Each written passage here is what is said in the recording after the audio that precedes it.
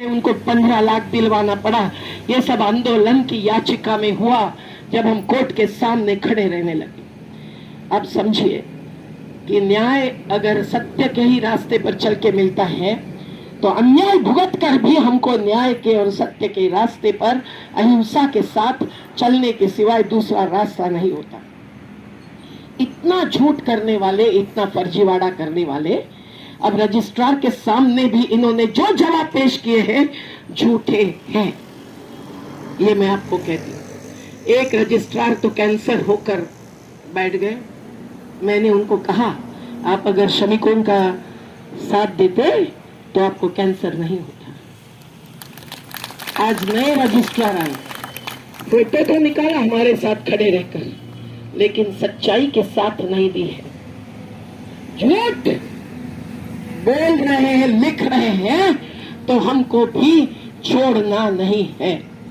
ये कहते हैं कि रजिस्ट्रार ऑफिस ने 62 करोड़ रुपए की कीमत लगाई थी 426 करोड़ के बदले।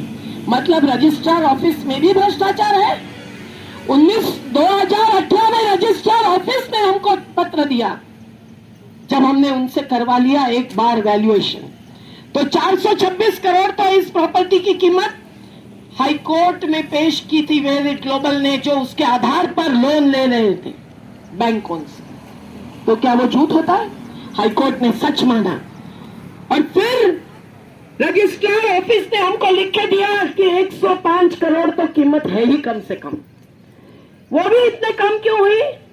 क्योंकि इन्होंने इंडस्ट्रियल जमीन, औद्योगिक जमीन जो किसानों से छीनी गई है, सतराटी के कई किसानों पर अन्याय हुआ है, लेकिन वो जमीन फिर भी 62 करोड़ केवल कीमत लगाना रजिस्ट्रार ऑफिस का भ्रष्टाचार है और कुछ नहीं है। और उसके लिए अंदर एक बोर्ड लगा दिया कि हमारी मिल सतराटी के रास्ते पर नेशनल हाईवे से 20 मीटर से दूरी पर है।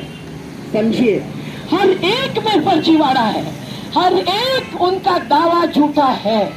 तो हम लोग कितनी चिवटता दिखाएंगे, कैसे लड़ेंगे? आजादी के आंदोलन में हजारों लोग जेल में गए थे, 90 हजार जालियनवाला बाग में मारे गए थे। शहीद भगत सिंह, सुखदेव, राजगुरु कोई बम हिंसा के लिए नहीं फोड़े थे, आवाज करने के लिए फोड़े थे।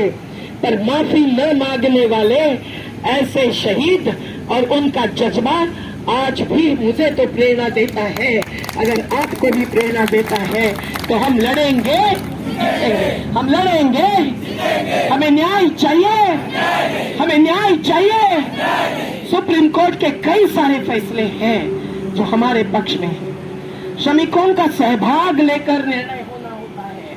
आप समझिए, श्रमिकों को वस्तु नहीं मान सकते हैं कि मशीन में एक नट और बोल्ट लगाया, वैसे श्रमिकों को लगा दो और जब चाहिए निकाल कर। केवल पद्मश्री पुरस्कार नहीं पाते हैं, उनकी हर महीने की तनख्वाह कई दशलक्ष रुपए है।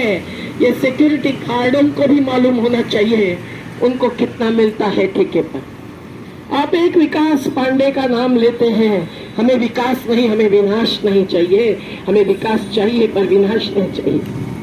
साथियों, ये जो भी हुआ है अन्याय, जिनके घर में 3 कोरोना से मौतें हो गई, जिनके खुद की तबीयत बिगड़ गई, जिनका सामान अंदर पड़ा रहते हुए भी वो गए अपने परिवार का काम करके तत्काल वापस आए, उनको भी सामान अंदर होते हुए ट्रेस पासिंग का गुनाह करते हुए लॉक लगाते हैं और पुलिस एक शब्द नहीं बोलते, एक कार्रवाई नहीं करती। आप समझिए, पुलिस प्रशासन गुलामी करता है, हम आपको सलामी देते हैं। आप समझिए कि सच्चाई कोई बोलता नहीं, हमको साबित करनी पड़ती है। हमारे खिलाफ झूठा आरोप लगाते हैं तो हम 8000 पन्ने देते हैं, लो भाई जांच करो। क्योंकि अपनी यूनियन हो, अपना नर्मदा आंदोलन हो, अपना हर साल ऑडिट होता है, हर साल हिसाब होता है, हर दिन हिसाब होता है। और ये क्या करते हैं, यूनियंस ने क्या किया है, वो फाइल आप कभी भी एक बार चौहान जी के साथ बैठकर देख लीजिए।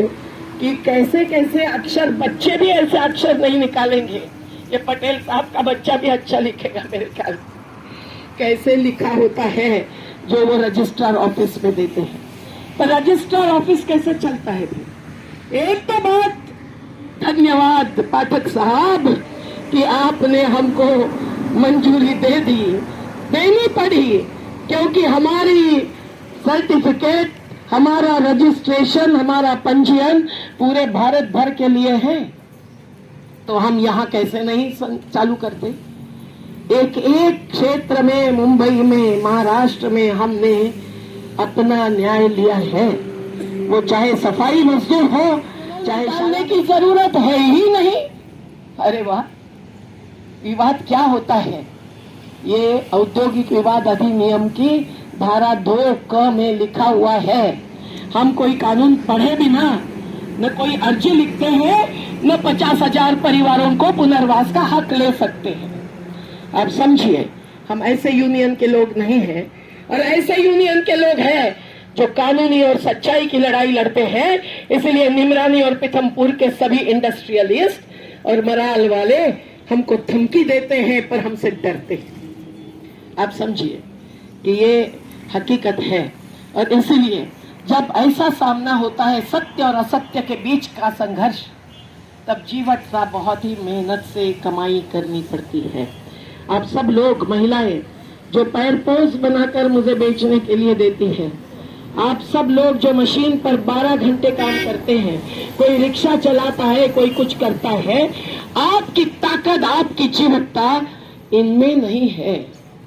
आप समझिए, श्रमिकों में ही होती है, किसानों में होती है, मजदूरों में। लड़ाई में सत्य के पक्ष में न्याय लाएगी, नहीं तो सब हो जाएंगे स्थलांतरित मजदूर। क्या हुआ लॉकडाउन में? 50 टुकड़ियों को गुजरात से वापस लाने में क्या क्या करना पड़ा, मैं अभी समय नहीं लेती, लेकिन आंखों में आंसू आते हैं जब वो याद आती है मुझे बात कि गुजरात का एक किसान कहता है कि ये 40 लोग मेरे खेत में रह रहे हैं, जिनको उन्होंने बुला के गाड़ी भेज के लेके गए थे, जैसे आज भी जा रहे हैं, लेकिन मैं अगर ये चलने नहीं लगे तो कुएं में जहर डालकर इनको मार दूंगा। तो जब मैं फोन कर करके उसको रोका, मामलतदार गुजरात के पार्टियों के किसान संगठन वगैरह, तो क्या हुआ था? सुरेंद्र नगर, कच्छ के, जामनगर, सौराष्ट्र के सबके टुकड़ियों को वापस लाया था। पिछले साल सातारा से वापस लाया, इस बार सोलापुर और बीड़ से वापस लाया। आपको लगता होगा कि रोज सुबह 9 बजे मैं यहाँ क्यों नहीं खड़ी होती? रोज सुबह 5 बजे उठने के बाद कोई नया मुद्दा होता है, इसमें न्याय दिलाना पड़ता है। आप समझिए, आदिवासियों को वन अधिकार नहीं मिल रहे हैं तो हटाने की साजिशें चल रही है, और स्थलांतरित मजदूर सभी आदिवासी जाते हैं बस भर भर के, तो कानून का पालन श्रम मंत्रालय का एक अधिकारी नहीं कर रहा है। उनके बाल बच्चे, आप मेरे व्हाट्सएप पे फोटो जरूर देखो, आप नहीं रोएंगे तो मुझे बताओ, कि बीमार पड़े हुए होते हैं, उनको डॉक्टर नहीं देते, उनको खाना नहीं देते, उनको बाजरी देते हैं आटा बनाने